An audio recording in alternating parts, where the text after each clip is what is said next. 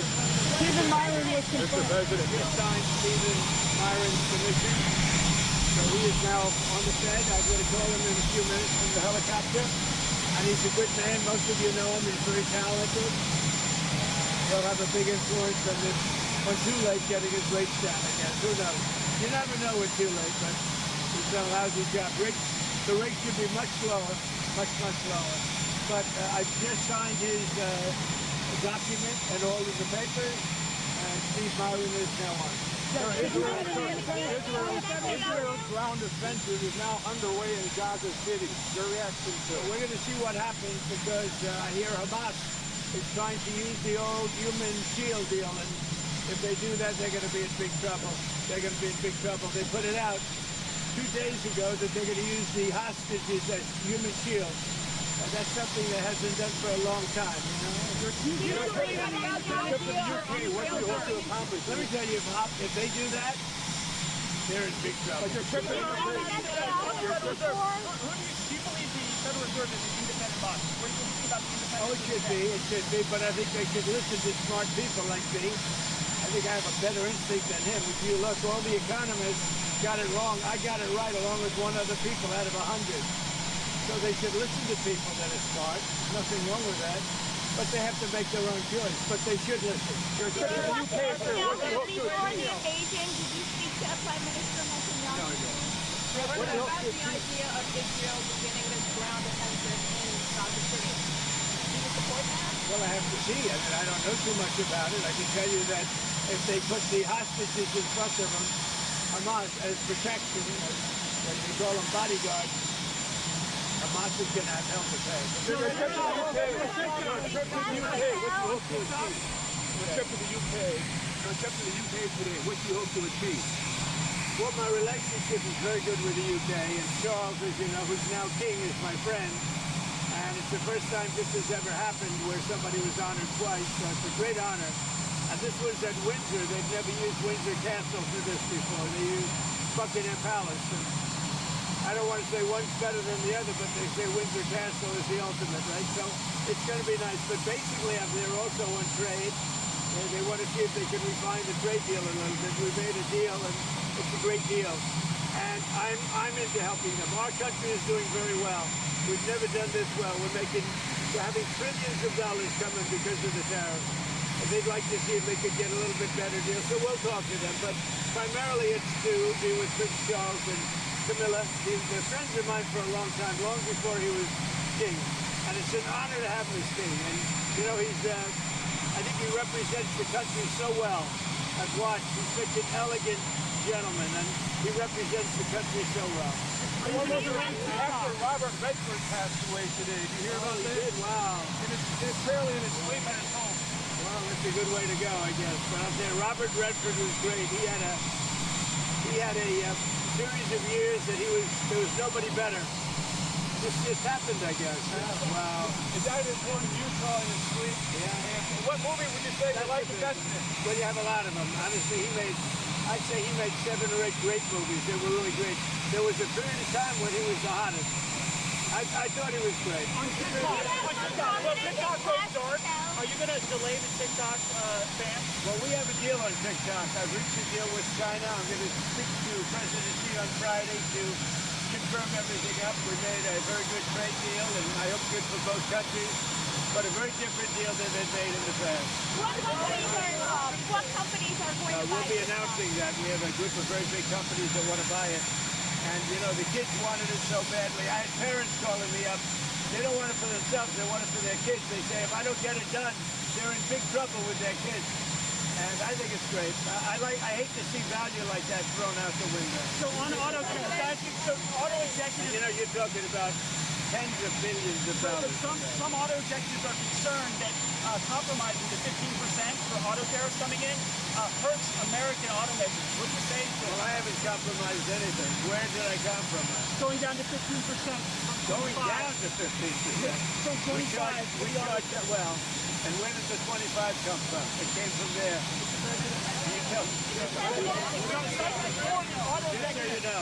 They paid nothing for years. Now they're paying 15%.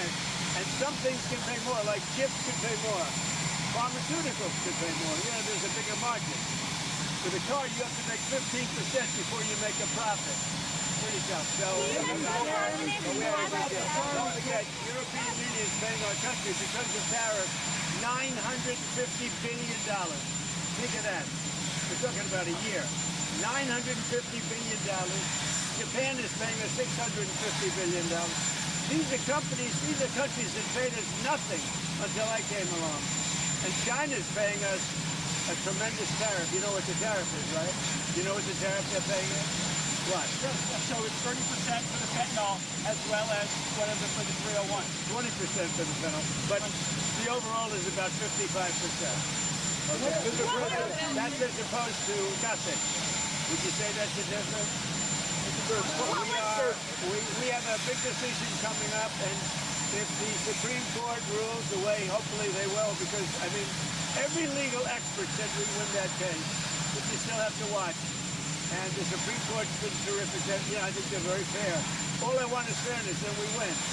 But if we win the Supreme Court case, which is the finalization of tariffs, we will be by far the richest country anywhere in the world, and we'll be able to help our people more, and we'll be able to help other countries when we want to. But I will say, if we win that case, our country, you see what we've taken in just on a temporary basis.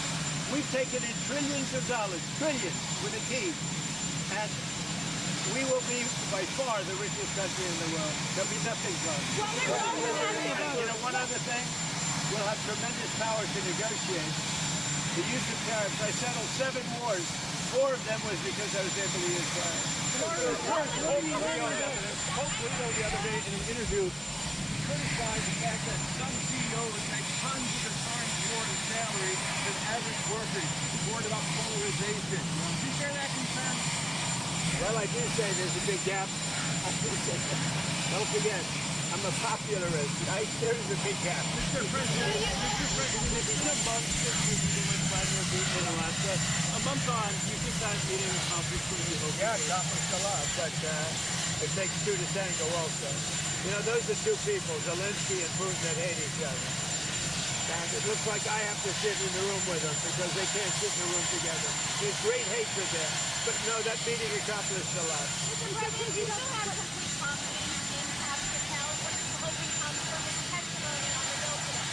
Well, first of all, I think that Pam Bondi has done an unbelievable job, and everybody agrees with that.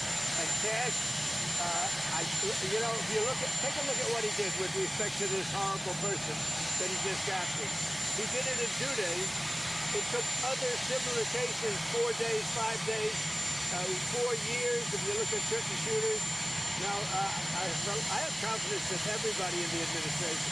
My administration, and a lot of people are saying it, not just me, it's so far the best administration ever formed. You look at our financial people. Our country is making a fortune. We have to keep tariffs because our country has become successful because of tariffs. We have the case in the Supreme Court. That's a very vital case for the success of our country. It's very vital to negotiate with other countries. And remember, other countries charge us tariffs. That's a very, very big case. And if we win that case, our country will be by far the richest country anywhere in the world. And then we can help our people. We'll get rid of debt. We'll get rid of everything. We can help our people. And we can even help other countries where they need it. Mr. President, narcotics in Venezuela. Narcotics in Venezuela. President Maduro in Venezuela thinks that you're getting ready to invade his country. What is his message to him? Well, I would say this right away. Stop sending Tren de Aragua into the United States. Stop sending drugs into the United States. We knocked off actually 3 boats, not 2, but we saw 2. And the problem is there are very few boats out in the water. There are not a lot of boats out in the water. I can't imagine why. Not even fishing boats. There's nobody. Nobody wants to go take a fish. So it's one of those things. But I would say to him very strongly, stop sending people from your prisons into our country. They're sending their prisoners. They've done that already. So the numbers just came out. Another month with 0 people getting into our country. And these are bigger jobs with people like you that would like me to do badly. Nobody has ever done on the border like that, though. Mr. President, So he's going to have to get going and make a deal. He's going to have to make a deal. Zelensky's going to have to make a deal. And Europe has to stop buying oil from Russia. Okay? You know, they talk, but they have to stop buying oil from Russia.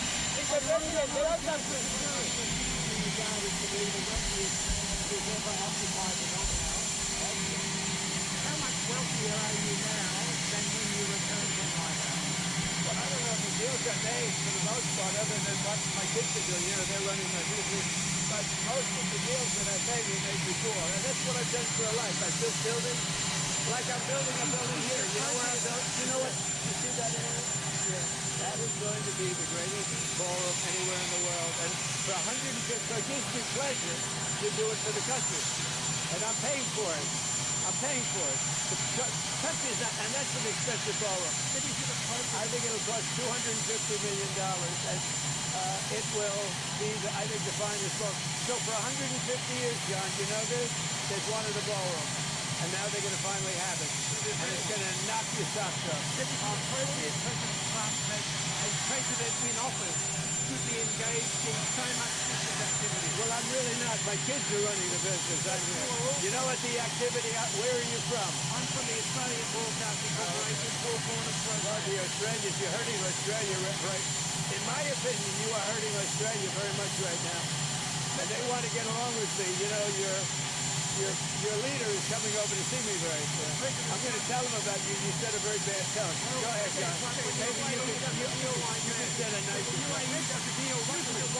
quiet. Mr. President, what are you hearing about the operation in Gaza, the Israeli operation? Are you concerned? Well, I'm hearing that they want to go in, and I'm also hearing that Hamas wants to take our 20 hostages plus dead bodies. You know, they have about 32 of them, and they want to put them in the way of any attack. And nobody's happy about that situation. It came out yesterday, I'm sure you saw that. They want to, supposedly they've taken the hostages out of deep caves and tunnels, and they're bringing them, putting them on the front line. And nobody's heard of that one for a few centuries. We saw that the UN said that Israel is guilty of genocide, of committing acts of genocide in Gaza. They voted on that? There's a new report out saying multiple acts of genocide. When it comes to a vote, we'll see what happens.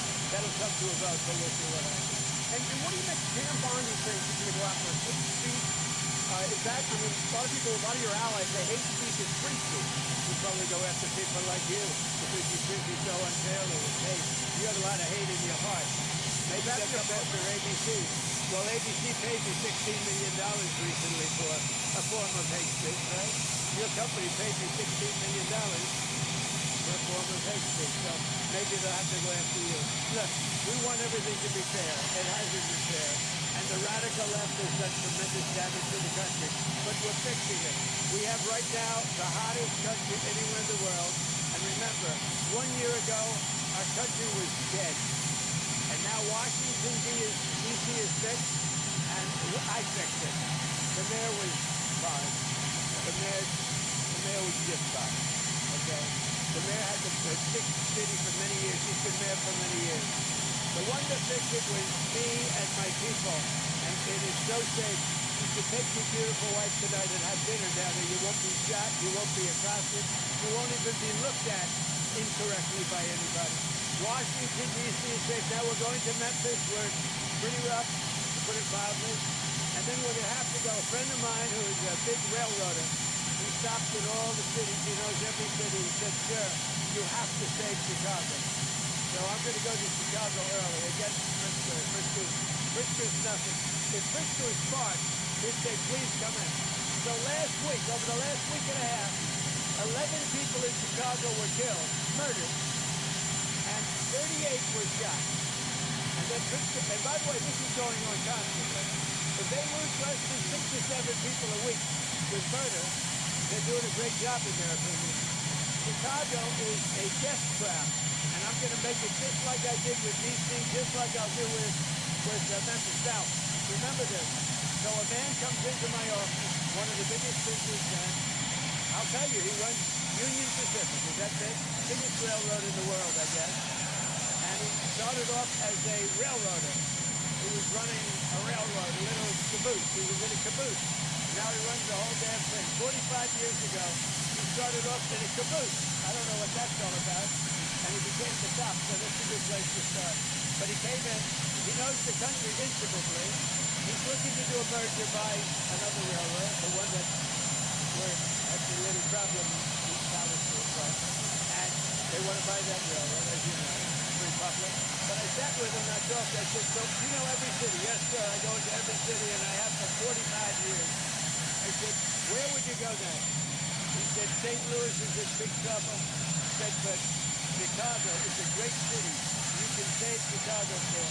Don't let Chicago die. This is the guy telling me with great knowledge and stuff. He said, don't let Chicago die, sir. It's dying. Don't let it die. I'm going to Chicago next. The UAE, Mr. President, do you hope federal charges are filed? You would hope that federal charges are filed? Well, I just want something to happen, whether it's federal, state, and most likely it's going to be state. The question is whether or not we overlap with a federal judge.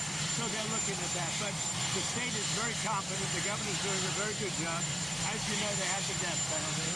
It's a tough death penalty too, as you know. But they have the death penalty. So as to whether or not we judge, we will be working with them. We may or may not be able to judge. When it comes to the governor's what do you make of his overall message of nonviolence? Well, I agree with it. I agree 100%. But most of the violence is on the left. Social media is a cancer. What? Do you agree with that? The Utah governor said that social media is a cancer and more people should log off and take some time away. Well, it's not a cancer in all respects. In some respects, it's great. But there are segments, there are deep, dark holes that are cancer, definitely. Beyond cancer, they're death. Court this morning denied Fannie Willis's appeal of your removing her from the case. Well, that was a great decision. It was a rigged case to start off with. It's great. The court ruled that she is a disaster. She's a disaster with a boyfriend. The boyfriend that she paid $1 billion for his expertise, but he never did it before. Now, she should be prosecuted. What she did to people, forget about me, what Fannie Willis did to innocent people, patriots that love our country, what she did to them by indicting them and destroying them, she should be put in jail. She's a criminal. Fannie Willis is a criminal. Will you apply more pressure to EU and NATO countries not to purchase Russian oil? I do, but here's the problem. You know the problem. They're purchasing Russian oil. I don't want them purchasing Russian oil, and they've got to stop immediately. It's not fair to us. They're purchasing Russian oil, and we have to, do things. Now, the nice part, it doesn't cost us anything anymore. You know that. They are buying everything from us. Unlike Biden, who gave away $350 billion. We actually make money, but I don't want to make money. You know what I want? I want that war to stop. Because last week, 7,018 people got killed. Thank you.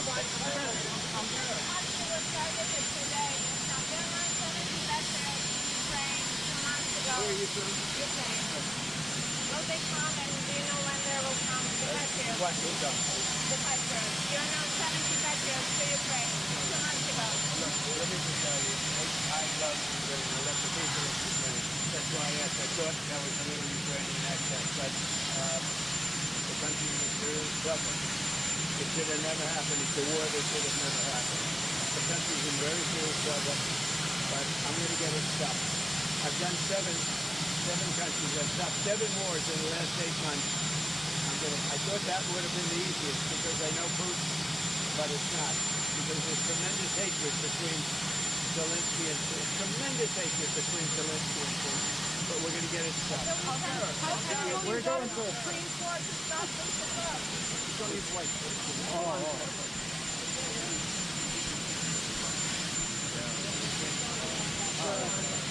Not really. No, it was just about getting other vehicles on the front of the personal.